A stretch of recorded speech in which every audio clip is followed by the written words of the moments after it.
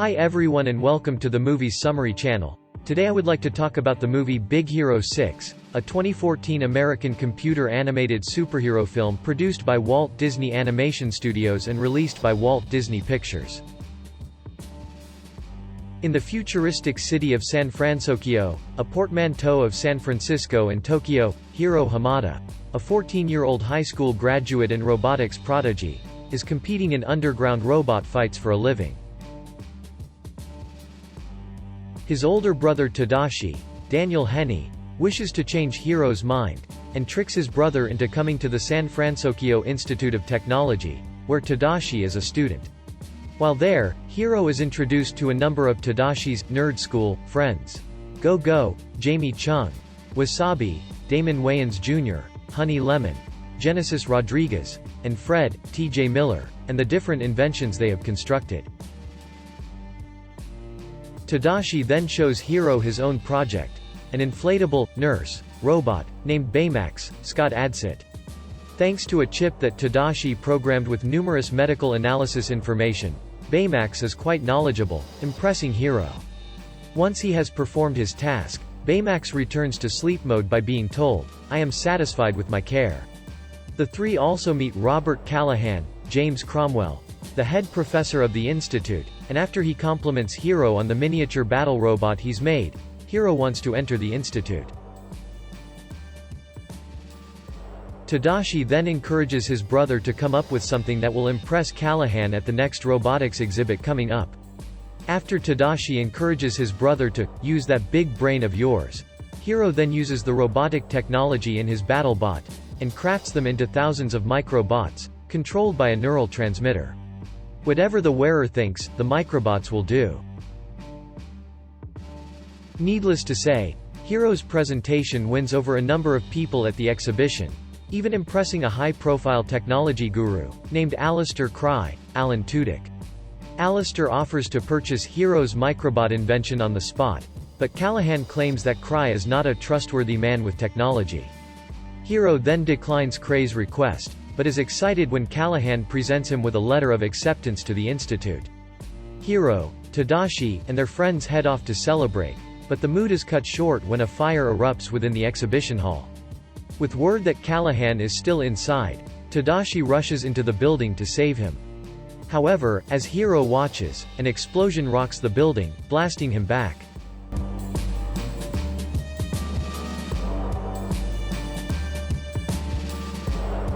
After Tadashi's funeral, Hiro becomes distant from his friends, still working through his grief. His aunt and guardian, Cass, Maya Rudolph, tries to encourage Hiro to go to the institute and take advantage of his acceptance letter, but he seems unwilling to do so. After accidentally hurting himself in his room, Hiro is surprised when Baymax appears. Apparently, Tadashi had brought him back to their shared bedroom before he died. Baymax attempts to help Hiro, who is reluctant to accept it. However, the mood is broken when Hiro finds one of his microbots wriggling in a pocket of his jacket. Putting it in a specimen container, Hiro tries to ignore it, but Baymax notes inquires if he can try to determine where the small robot wishes to go.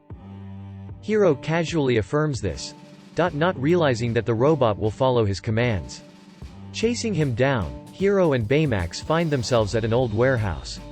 Sneaking inside, Hiro is surprised to find a machine churning out similar microbots, with numerous containers filled with them. However, his surprise turns to shock, when a masked man appears, attempting to kill Hiro and Baymax with the miniature robots.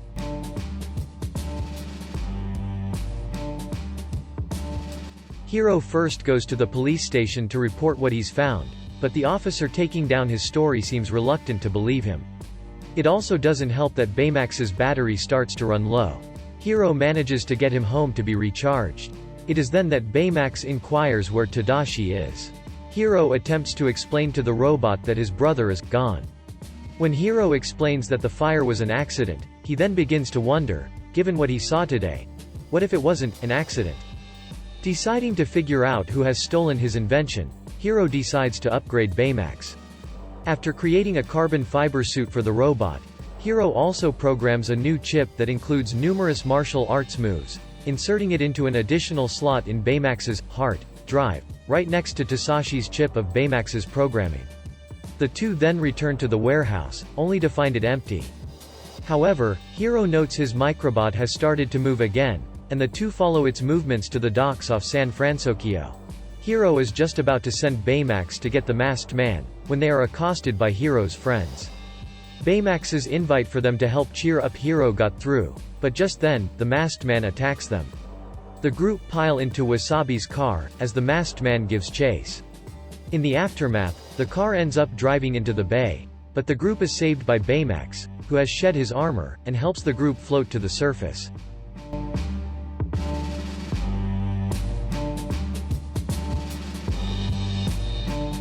After getting on land, Fred leads the group to his home, which happens to be a large mansion owned by his parents, who are away. While recovering, Hiro shows the group the red bird symbol he saw on the piece of machinery to his friends, but none have seen it. The group soon comes to a consensus, that the man may have been behind Tadashi's death, and Fred believes he knows who it is, Alistair Cry. Fred explains that it was Cry who wanted Hiro's microbot technology, and most likely, has gained it at the expense of Tadashi's life.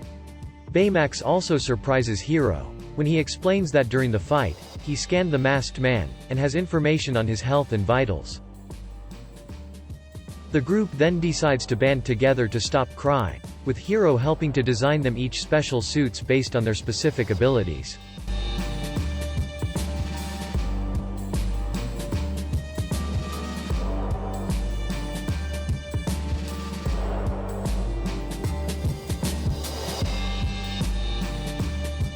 Once Hiro has done this, he and Baymax fly up above the city, and scan the city from an aerial fan.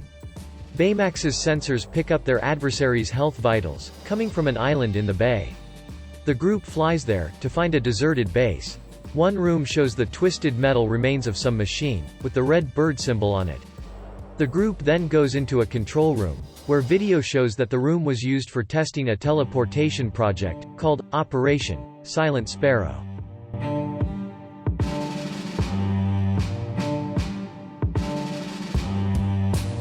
Suddenly, their masked adversary appears, and the group attempts to take him down, but are completely unsure what to do. Hiro manages to unmask their foe, but instead of finding Cry, he finds Professor Callahan. Callahan explains that in the fire, he managed to use Hiro's microbot technology to shield himself from the explosion. This infuriates Hiro, who demands that Baymax destroy Callahan. Baymax claims that his programming doesn't allow this, leading to Hiro pulling out the chip Tadashi put in him. The removal of the chip causes Baymax to follow Hiro's orders, and he charges at Callahan. However, Hiro's friends attempt to stop Baymax, with the robot fighting back at them, before Honey manages to restore Tadashi's chip to his programming. Callahan has escaped during the fight, and Hiro demands that Baymax find him, only for the robot to explain that his scanners are damaged. Bent on revenge, Hiro blasts away with Baymax back to the garage. He attempts to update Baymax's programming, but Baymax refuses to open the port where his chip information is. In desperation, Hiro finally breaks down over the death of his brother, with Baymax countering that, Tadashi is here. Hiro's friends eventually return to the garage where he is, and reveal that they have found further footage of the military test. The footage shows Professor Callahan also at the test area, and reveal his motives behind his actions. During the test, a human test subject was propelled into the portal. However, the portal became unstable, and Cry ordered it shut down.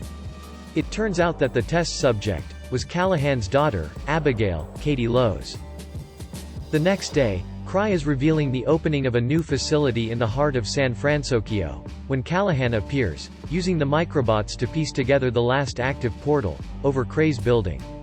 Callahan claims he's going to ruin Cray's life like he ruined his, as the portal comes to life, and starts to tear apart the building, sucking its pieces into the other dimension.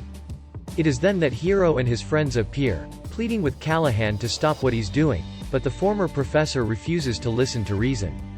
The group attempts to stop him, but Callahan uses the microbots to counter their attacks. During the fight, Hiro notices that the stray microbots are being sucked up into the portal, and he and the rest of the team work to hack away at their structures, until Callahan is soon down to a bare minimum.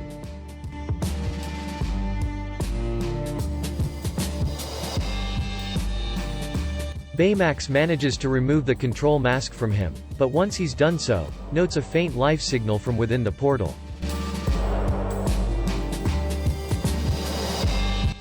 Even though it is unstable, Hiro and Baymax head into it. Within the otherworldly atmosphere, they find the test pod, with Abigail inside. Baymax and Hiro then attempt to maneuver her out of the dimension, but a stray piece of debris from Kray's building slams into Baymax, ripping away much of his suit, and rendering his rocket boosters inoperable. Baymax claims that he can get Hiro and Abigail to safety by using his rocket punch. Hiro doesn't want to lose Baymax, but the robot assures the boy that he'll always be with him. Tearfully, Hiro utters, "I'm satisfied with my care," and Baymax launches off his rocket fist, getting Hiro and Callahan's daughter through the portal, just before it tears itself apart. In the aftermath, Abigail is taken to a hospital, and Callahan is arrested for his crimes. In the meantime, local news reports on a band of superheroes that saved the city. However, Hiro and his friends celebrate by having some downtime at his aunt's place. Shortly afterwards, Hiro starts his classes at the San Francisco Institute of Technology. Taking residence in the same lab that Tadashi has, Hiro has brought along the rocket fist Baymax wore. Only to find wedged in its closed fist, the green microchip card that Tadashi had put into Baymax.